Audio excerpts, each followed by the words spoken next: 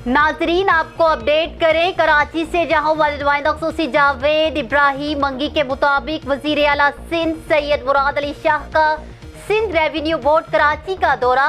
वज़ीर आला सिंध की ज़ेर तरबियत सिंध सेल्स टैक्स अफसरान की तकरीब से खिताब।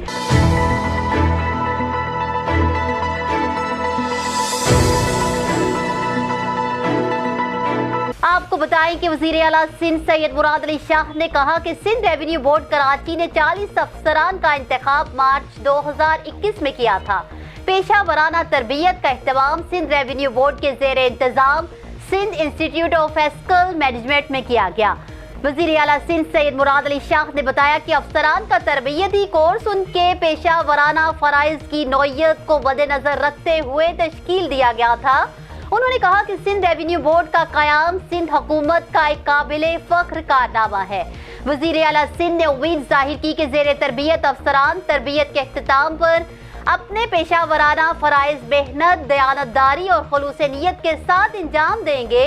तरबियत याफ्ता अफसरान सूबे के लिए टैक्स में महसूलात में अहम किरदार अदा करेंगे।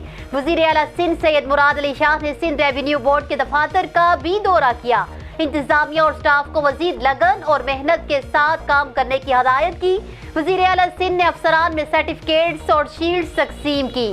सैयद मुराद अली शाह ने सिंध रेवेन्यू बोर्ड की कारकर्दगी को सराहा। वज़ीर आला सिंध सैयद मुराद अली शाह ने मौजूदा SBR टीम को जबरदस्त कामयाबी पर मुबारकबाद दी। न्यूज़ स्टूडियो से फिल वक्त इतना ही। मजीद अपडेट्स के लिए देखते रहिए BBC 11 हेडलाइंस न्यूज़।